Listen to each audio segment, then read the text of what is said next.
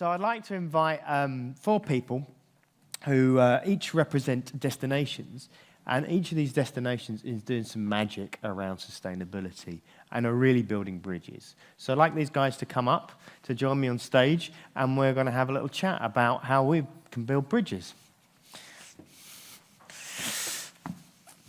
Da-da-da-da.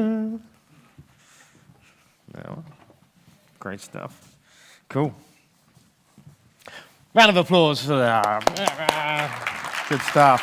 Where's the music? Okay. Yeah. Where was the music? I think we need to have the rose between the thorns, don't we? Good stuff. Okay. Well, please take a seat. Okay, ladies and gentlemen, can I just ask you to say your name and where you come from? And let's start with the beautiful Ines. Thank you.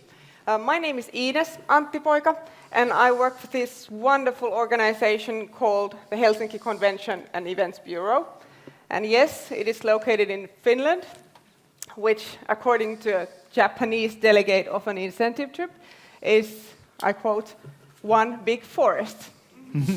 So Finland equals sustainability. Vincent. I'm Vincent Larquet. I'm working for UNIMEV, the French Meeting Industry Council, which represents 400 companies specializing in venue management, event organization, and industry-specific service provision. Great, wonderful. Jonas. Yes, my name is Jonas Wilstrup. I represent the wonderful organization, Wonderful Copenhagen. I'm the director of conventions at Wonderful Copenhagen, and sustainability has been part of what we've done for a long time. Okay. Good. Matthias. Hello, everybody. My name is Matthias Schultze. I'm the managing director of the German Convention Bureau. And sustainability means quality, and quality is a real German concern. Yeah, there's no surprise there, is it? Okay. So, building bridges is the theme. You've each been doing something quite interesting over the last few years. Matthias, maybe you can tell us a little bit about what's happening in Germany. Well, it's happening a lot in Germany over the last year regarding sustainability. And I'm very happy and very proud that we started many initiatives that helps our members and the players of our industry to develop sustainable initiatives. And we started with a conference like you did, and congratulations once again to this initiative. I think it's very important to have platforms in order to exchange ideas and knowledge and innovations. And we started with this initiative a couple of years ago. And the legacy of these kind of events was that we started to develop a codex, a sustainability codex for the German-speaking event and meeting industry. And this, so it's like a code of conduct, or is it? Yes, the codex is based on the United Nations Global Compact, and it brings together the meetings industry under one unifying umbrella. So it's not just environmental sustainability? No, it's all 3 dimensions covered, and it has the aim just to bring, to have a platform for the industry. And the important thing, I think, is that every member commits themselves to follow the 10 guiding principles. And it's open to the public. Everybody can read it in the internet. Everybody can see what steps you do. And of course, you have different initiatives started in a huge and very old conference center like the Hanover Conference Center, which becomes 100 years old this year. It was opened in 1914. And a very new conference center, which will open its doors this June in Frankfurt. And so they all have implemented different sustainability initiatives, and this is something... So it sounds nice, and we've seen a lot of these codes of conduct, haven't we? We've all signed them, all right? It's like, does it make any difference? Of course, because it's all about communication, and I like your the theme of your conference, building bridges. And unfortunately, not the Germans invented the bridges, it were the Romans, which invented the classic But you just perfected them, bridge building constructions. And and we built a lot of bridges in Germany, you know, we have nice rivers, the romantic Rhine and others. But we also had to build bridges between our people in our country. After the peaceful reunification 25 years ago now, we started to build bridges between politics, and economy, between science and culture, and between all these different parties. And that's why it's very important to build bridges. And to build bridges, you need pillars. To have a sound and solid Trust the Germans foundation. got a plan. Well, the engineering you need is ideally designed by German engineers. 3 pillars. I think that's what you need. The first pillar you need is you need knowledge, you need know-how, and this you can also only get if you do market research. So the first pillar I would call market research. Yeah. The second pillar is communication. So after you have the key findings of your market research, you need to communicate it with the different stakeholders and the different parties in order to find out where are the problems, what kind of solutions can we do. And the third pillar is, of course, then education. Mm-hmm. And so these 3 pillars, that's what how we try to build our bridges. And I see this bridge has a lot more pillars than the German bridge. So that's a good point. Was this built by Danes or by the Swedes? The bridge?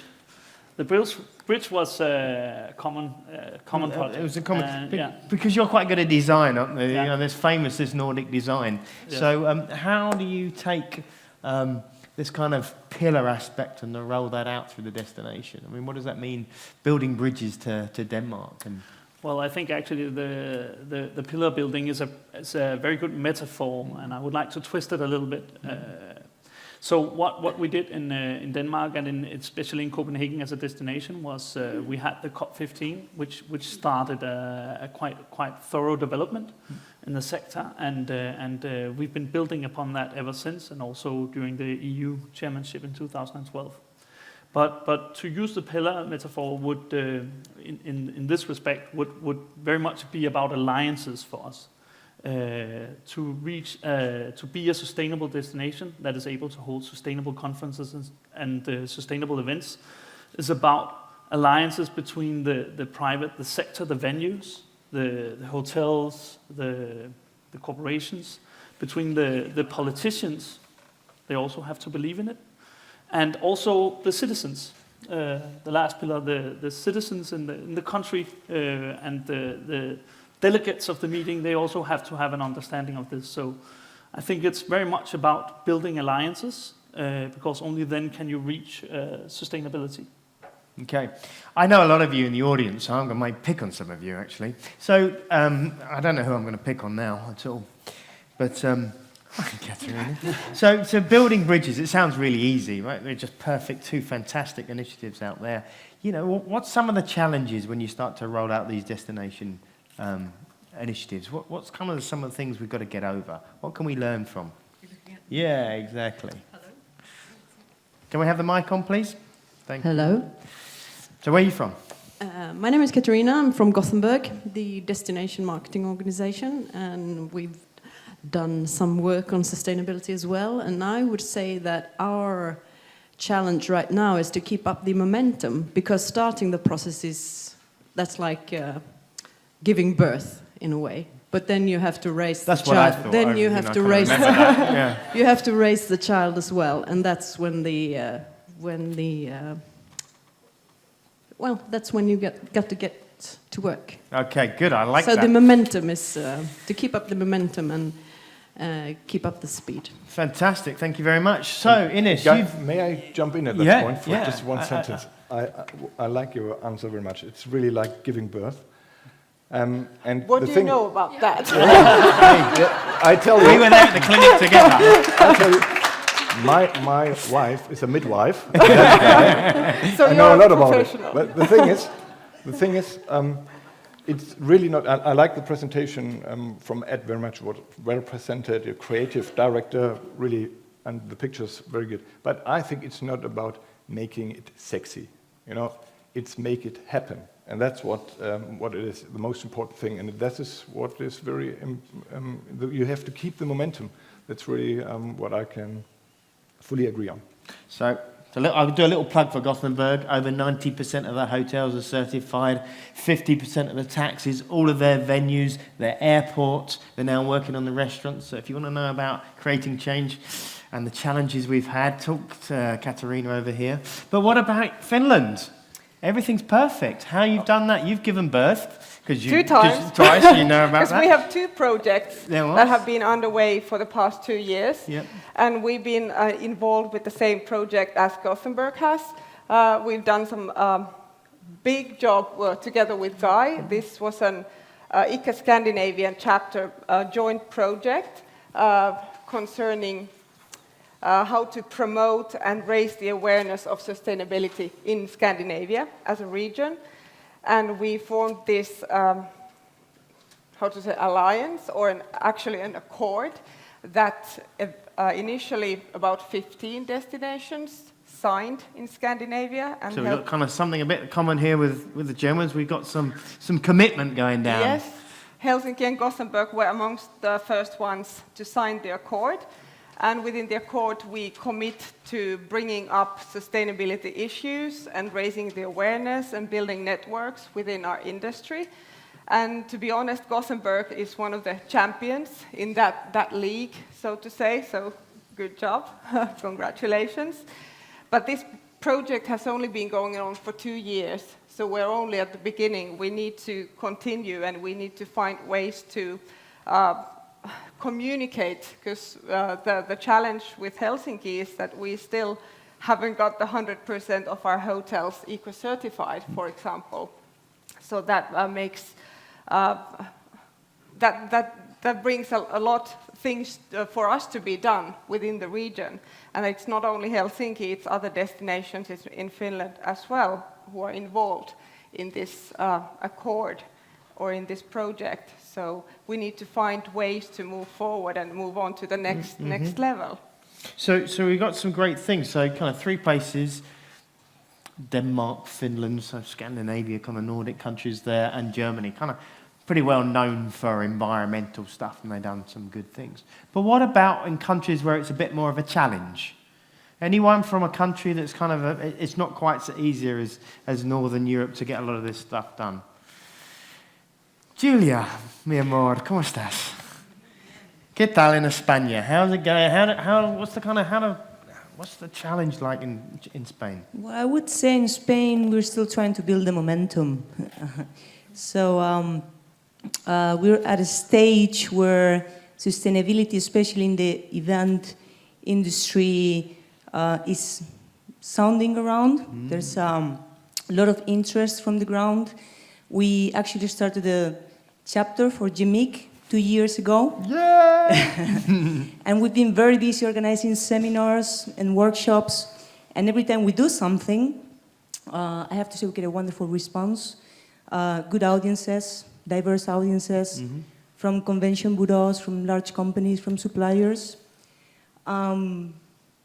But somehow we still have to move a step forward. So some of the large companies, the large players, are starting to get busy to do things, but we need stronger commitments from the leaders, stronger commitment possibly from the public administrations. But I guess the positive thing is there are a lot of professionals moving and slowly creating that momentum that I think we need to trigger change. So slowly getting there, but I think a little bit more has to happen from our side. Great, great. So we're building bridges here. So maybe, Julie, you should talk to Katarina, because they've been there, they've started that up and got some things going. So maybe you can start to share and move forwards, things like that. France, La France. Okay. Tell us a little bit about what you're doing to build bridges. Vincent. Okay, this is a project currently under development with 35 partners beyond UNIMEV, beyond the 400 companies, member companies. 3 years ago, we began thinking about innovation and sustainable development. This is not as important to be responsible or innovative as part of our processes or operations. This is just a necessity, this is very important. But the very value of our operations are in the way we can act as platforms for innovation and sustainability for others. for other people, for other companies, for other industries, and for other institutions, and for the societies in general. And we began to think innovation and sustainable development as a way to contribute to building societies. And now, this project aims to produce indicators that are capable of giving proof that we are contributing to building societies. That means that we generate emissions, that's a fact, and we have to calculate, to measure it. But we also produce business for ourselves, for other industries committed to events. So this tool doesn't just do the green stuff, right? So Yes. it's more than that. More on green. It's more than Yes, just the it's far more on environmental green, thing. yes, Okay, of course. great. And business for as well industries that are involved in the events as well. We produce tax. Yeah. We produce scientific offsprings as part of congresses, as part of scientific congresses. We produce training sessions. We produce media offsprings. We produce territorial offsprings, which we can call legacy as well. Yeah, your little. Yeah. And all of these indicators has to be measured, to be assessed, and to be steered. And this IT tool is aimed at steering, monitoring, and assessing these indicators. Fantastic, fantastic. So, anyone working on a measurement project at all? Anyone else? You can put your hand up because you're working on that, Beatrice. Yeah, all right, that just counts. Yes, Okay. I can just specify that our partners include many of the members of the current French delegation here in Copenhagen. Excellent. So If you have questions, there are delegates here. Good. So measurement is an important. We heard that from Paul, who runs one of the largest reporting initiatives in the world, getting companies to report on their sustainability impacts. And it's something we should be all thinking about. Measurement data gives us data which we can analyze, which we can understand, which allows us to make intelligent decisions. But we've got to be in action, right? We've got to be, as you say, building the pillars. And sometimes things don't always go right, do they? So I think we don't innovate always enough. So, and we learn from our mistakes, don't we? You've run a pretty interesting program of certification for Horesta here in Denmark. Oh, that's correct. Did it all go perfect, or any things that you learned from that experience? I actually think that is a perfect case of what you mentioned from Gothenburg, is that the way... so Horesta, that's my previous job, they run a program called the Green Key, which is actually a very big international certification for hotels. And when we had the COP15 in Copenhagen, there was a significant jump forward. A lot of hotels and venues took a look at the Green Key and got some kind of, not always a Green Key, but got an eco certification. Mm-hmm. And I think one of the very important aspects of this debate and sustainability in general is, if you have a success, you need to build upon it. You need to keep momentum going. You need to move forward. Some of these labels and the certification does it in itself, and I think that's a very, very important role. And is for them is they need to develop actually all kinds of certification in this area, sustainability. They need to push the boundaries gently. That is actually why we get certified, is to get it moving, but also to get the amount of venues moving again. After you've had a great success, there can be this tendency to go, that was great. Fantastic, we're there.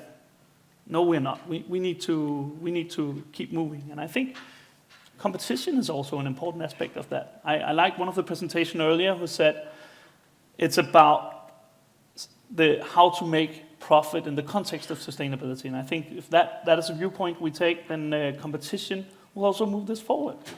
So good, excellent. Any questions from anyone? Any questions from our online audience? Anything bubbling around anyone would like to raise thought about.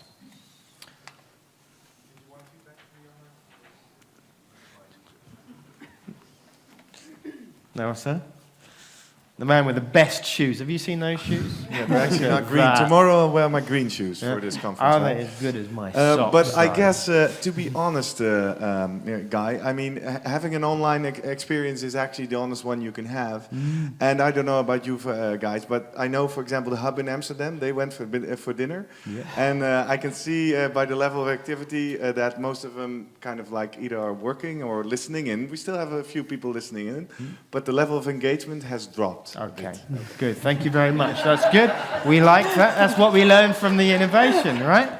Good stuff. Hence the importance of face-to-face meeting. Exactly. And not going over. And I just would like to add that the main challenge for us is through this tool to help our companies change their business models. And this is of utmost importance for us. Because we can be responsible and innovative, but we have to change our business models for tomorrow. And this is very challenging. Good point, good point. I'm going to keep our little panel short for now. We're going to carry on our discussion after dinner with a drink. We have a talkie-okie table, which we have in the bar. It's a very innovative and different way to have a discussion. And you're all welcome to come and participate at that. Our guys are going to be up here, our panel's going to be up here, and we're going to start some discussion. We're really going to get into that. And so I invite you to come to the bar later with your gin and tonic, and we're going to carry that up. So thank you for sharing some points, and connect with these guys. Find out what they're doing, and think what you can learn. Okay.